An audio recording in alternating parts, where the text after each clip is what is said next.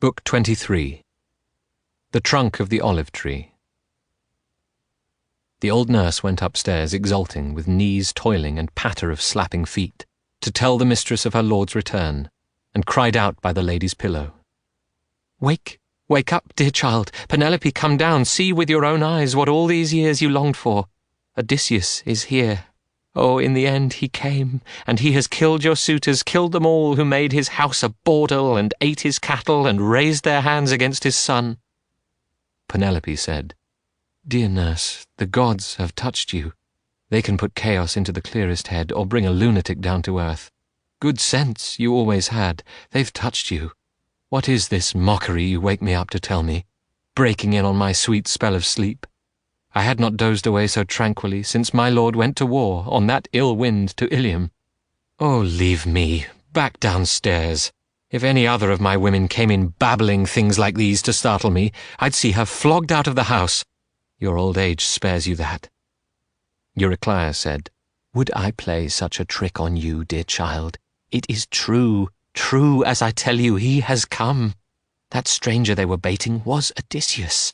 Telemachus knew it days ago. Cool head never to give his father away till he paid off those swollen dogs."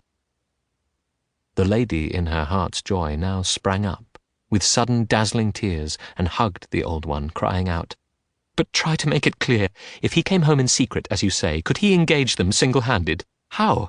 They were all down there, still in the same crowd." To this Eurycleia said, "I did not see it. I knew nothing. Only I heard the groans of men dying. We sat still in the inner rooms, holding our breath and marvelling, shut in, until Telemachus came to the door and called me, your own dear son, sent this time by his father. So I went out and found Odysseus erect, with dead men littering the floor this way and that. If you had only seen him, it would have made your heart glow hot, a lion splashed with mire and blood. But now the cold corpses are all gathered at the gate, and he has cleansed his hall with fire and brimstone, a great blaze. Then he sent me here to you. Come with me. You may both embark this time for happiness together, after pain, after long years. Here is your prayer, your passion granted. Your own lord lives. He is at home. He found you safe. He found his son. The suitors abused his house, but he has brought them down." The attentive lady said, "Do not lose yourself in this rejoicing. Wait. You know how splendid that return would be for us, how dear to me, dear to his son and mine. But no, it is not possible. Your notion must be wrong. Some god has killed the suitors, a god sick of their arrogance and brutal malice, for they honoured no one living, good or bad, whoever came their way. Blind young fools, they've tasted death for it. But the true person of Odysseus? He lost his home, he died far from Achaea." The old nurse sighed. "How queer the way you talk. Here he is, large as life, by his own fire. And you deny he ever will get home? Child, you always were mistrustful, but there is one sure mark that I can tell you. That scar left by the boar's tusk long ago.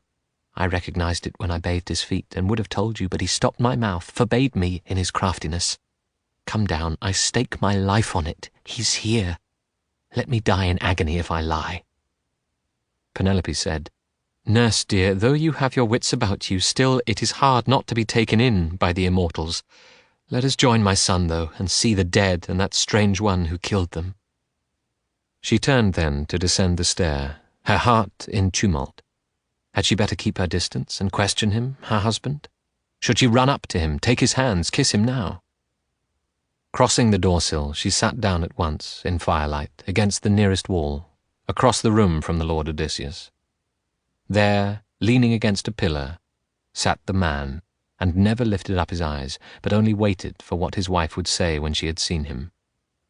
And she, for a long time, sat deathly still in wonderment, for sometimes as she gazed she found him, yes, clearly like her husband, but sometimes blood and rags were all she saw. Telemachus's voice came to her ears. "Mother, cruel mother, do you feel nothing, drawing yourself apart this way from father? Will you not sit with him and talk and question him? What other woman could remain so cold, who shuns her lord, and he come back to her from wars and wandering after 20 years? Your heart is hard as flint and never changes." Penelope answered, "I am stunned, child. I cannot speak to him. I cannot question him. I cannot keep my eyes upon his face. If really he is Odysseus, truly home, beyond all doubt we two shall know each other better than you or anyone. There are secret signs we know, we two." A smile came now to the lips of the patient hero Odysseus, who turned to Telemachus and said, "Peace. Let your mother test me at her leisure. Before long she will see and know me best. These tatters, dirt, all that I'm caked with now, make her look hard at me and doubt me still. As to this massacre, we must see the end. Whoever kills one citizen, you know, and has no force of armed men at his back, had better take himself abroad by night and leave his kin. Well, we cut down the flower of Ithaca, the mainstay of the town, consider that." Telemachus replied respectfully, "Dear father, enough, that you yourself study the danger, foresighted in combat as you are. They say you have no rival. We three stand ready to follow you and fight.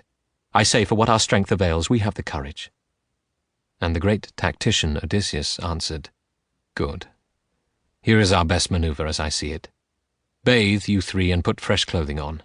Order the women to adorn themselves, and let our admirable harper choose a tune for dancing, some light-hearted air, and strum it. Anyone going by, or any neighbour, will think it is a wedding feast he hears. These deaths must not be cried about the town, till we can slip away to our own woods. We'll see what weapon then Zeus puts into our hands." They listened attentively and did his bidding, bathed and dressed afresh, and all the maids adorned themselves. Then Phemius the harper took his polished shell and plucked the strings, moving the company to desire for singing, for the sway and beat of dancing, until they made the manor hall resound with gaiety of men and grace of women. Anyone passing on the road would say, "Married at last, I see, the queen so many courted, sly cattish wife, she would not keep, not she, the lord's estate until he came." So travellers' thoughts might run, but no one guessed the truth.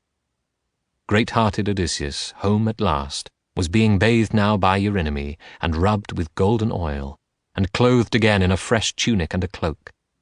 Athena lent him beauty head to foot. She made him taller and massive too, with crisping hair in curls like petals of wild hyacinth, but all red-golden.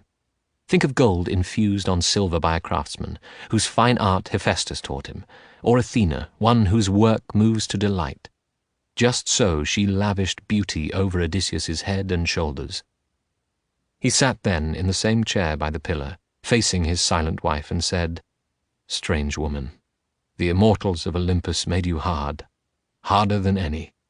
Who else in the world would keep aloof as you do from her husband if he returned to her from years of trouble, cast on his own land in the 20th year? Nurse, make up a bed for me to sleep on. Her heart is iron in her breast." Penelope spoke to Odysseus now. She said, "Strange man, if man you are, this is no pride on my part, nor scorn for you, not even wonder merely. I know so well how he appeared, boarding the ship for Troy. But all the same, make up his bed for him, Eurycleia. Place it outside the bedchamber my lord built with his own hands. Pile the big bed with fleeces, rugs, and sheets of purest linen." With this she tried him to the breaking point, and he turned on her in a flash, raging, "Woman, by heaven, you stung me now. Who dared to move my bed? No builder had the skill for that, unless a god came down to turn the trick. No mortal in his best days could budge it with a crowbar. There is our pact and pledge, our secret sign built into that bed, my handiwork and no one else's. An old trunk of olive grew like a pillar on the building plot, and I laid out our bedroom round that tree, lined up the stone walls, built the walls and roof, gave it a doorway and smooth-fitting doors. Then I lopped off the silvery leaves and branches, hewed and shaped that stump from the roots up into a bedpost, drilled it, let it serve as model for the rest. I planed them all, inlaid them all with silver, gold, and ivory, and stretched a bed between, a pliant web of oxide thongs dyed crimson. There's our sign. I know no more. Could someone else's hand have sawn that trunk and dragged the frame away?" Their secret. As she heard it told, her knees grew tremulous and weak. Her heart failed her. With eyes brimming tears, she ran to him, throwing her arms around his neck, and kissed him, murmuring, "Do not rage at me, Odysseus. No one ever matched your caution. Think what difficulty the gods gave. They denied us life together in our prime and flowering years, kept us from crossing into age together. Forgive me, don't be angry. I could not welcome you with love on sight. I armed myself long ago against the frauds of men, impostors who might come, and all those many whose underhanded ways bring evil on. Helen of Argos, daughter of Zeus and leader, would she have joined the stranger, lain with him, if she had known her destiny, known the Achaeans in arms would bring her back to her own country? Surely a goddess moved her to adultery, her blood unchilled by war and evil coming. The years, the desolation, ours too. But here and now, what sign could be so clear as this of our own bed? No other man has ever laid eyes on it. Only my own slave, Actorys, that my father sent with me as a gift, she kept our door. You make my stiff heart know that I am yours. Now from his breast into his eyes the ache of longing mounted, and he wept at last. His dear wife, clear and faithful in his arms, longed for as the sun-warmed earth is longed for by a swimmer spent in rough water where his ship went down under Poseidon's blows, gale winds and tons of sea. Few men can keep alive through a big surf to crawl, clotted with brine on kindly beaches, in joy knowing the abyss behind. And so she too rejoiced, her gaze upon her husband, her white arms round him pressed as though forever. The rose dawn might have found them weeping still, had not grey-eyed Athena slowed the night, when night was most profound, and held the dawn under the ocean of the east. That glossy team, fire-bright and day-bright, the dawn's horses that draw her heavenward for men, Athena stayed their harnessing. Then said Odysseus, "My dear, we have not won through to the end. One trial, I do not know how long, is left for me to see fulfilled. Tiresias's ghost forewarned me the night I stood upon the shore of death, asking about my friend's homecoming and my own. But now the hour grows late. It is bedtime. Rest will be sweet for us. Let us lie down." To this Penelope replied, "That bed, that rest is yours whenever desire moves you. Now the kind powers have brought you home at last. But as your thought has dwelt upon it, tell me, what is the trial you face? I must know soon. What does it matter if I learn tonight?"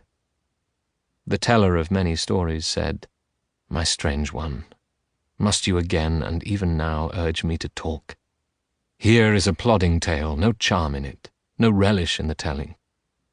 Tiresias told me I must take an oar and trudge the mainland, going from town to town until I discover men who have never known the salt blue sea nor flavor of salt meat, strangers to painted prows, to watercraft and oars like wings dipping across the water. The moment of revelation he foretold was this, for you may share the prophecy. Some traveller falling in with me will say, 'A winnowing fan, that on your shoulder, sir?' There I must plant my oar, on the very spot, with burnt offerings to Poseidon of the waters, a ram, a bull, a great buck boar. Thereafter, when I come home again, I am to slay full hecatombs to the gods who own broad heaven, one by one. Then death will drift upon me from seaward, mild as air, mild as your hand, in my well-tended weariness of age, contented folk around me on our island." He said all this must come. Penelope said, "If by the gods' grace age at least is kind, we have that promise. Trials will end in peace." So he confided in her, and she answered. Meanwhile Eurynome and the nurse together laid soft coverlets on the master's bed, working in haste by torchlight. Eurycleia retired to her quarters for the night, and then Eurynome, as maid-in-waiting, lighted her lord and lady to their chamber with bright brands. She vanished. So they came into that bed so steadfast, loved of old, opening glad arms to one another. Telemachus by now had hushed the dancing, hushed the women in the darkened hall. He and the cowherd and the swineherd slept. The royal pair mingled in love again, and afterward lay revelling in stories. Hers of the siege her beauty stood at home, from arrogant suitors, crowding on her sight, and how they fed their courtship on his cattle, oxen and fat sheep, and drank up rivers of wine out of the vats. Odysseus told of what hard blows he had dealt out to others, and of what blows he had taken, all that story. She could not close her eyes till all was told. His raid on the Cicones, first of all, then how he visited the Lotus Eaters, and what the Cyclops did, and how those shipmates, pitilessly devoured, were avenged. Then of his touching Aeolus Isle, and how that king refitted him for sailing to Ithaca, all vain. Gales blew him back, groaning over the fish-cold sea. Then how he reached the Lastrygonians' distant bay, and how they smashed his ships and his companions. Circe, then, of her deceits and magic, then of his voyage to the wide underworld of dark, the house of death, and questioning Tiresias, Theban spirit. Dead companions, many he saw there, and his mother too. Of this he told his wife, and told how later he heard the choir of maddening sirens coasted the wandering rocks, Charybdis pool, and the fiend Scylla who takes toll of men. Then how his shipmates killed Lord Helios's cattle, and how Zeus, thundering in towering heaven, split their fast ship with his fuming bolt, so all hands perished. He alone survived, cast away on Calypso's isle, Ogygia. He told then how that nymph detained him there in her smooth caves, craving him for her husband, and how in her devoted lust she swore he should not die nor grow old all his days, but he held out against her. Last of all, what sea toil brought him to the Phaeacians, their welcome, how they took him to their hearts, and gave him passage to his own dear island, with gifts of garments, gold and bronze. Remembering, he drowsed over the story's end. Sweet sleep relaxed his limbs and his care-burdened breast. Other affairs were in Athena's keeping. Waiting until Odysseus had his pleasure of love and sleep, the grey-eyed one bestirred the fresh dawn from her bed of paling ocean to bring up daylight to her golden chair. And from his fleecy bed Odysseus arose. He said to Penelope, "My lady, what ordeals have we not endured? Here, waiting, you had your grief, while my return dragged out. My hard adventures, pitting myself against the god's will and Zeus, who pinned me down, far from home. But now our life resumes. We've come together to our longed-for bed. Take care of what is left me in our house. As to the flocks that pack of wolves laid waste, they'll be replenished. Scores I'll get on raids, and other scores our island friends will give me, till all the folds are full again. This day I'm off up country to the orchards. I must see my noble father, for he missed me sorely. And here is my command for you, a strict one, though you may need none, clever as you are. Word will get about as the sun goes higher of how I killed those lads. Go to your rooms on the upper floor and take your women. Stay there, with never a glance outside or a word to anyone." Fitting cuirass and sword belt to his shoulders, he woke his herdsmen, woke Telemachus, ordering all in arms. They dressed quickly, and all in war gear sallied from the gate, led by Odysseus. Now it was broad day, but these 3 men Athena hid in darkness, going before them swiftly from the town.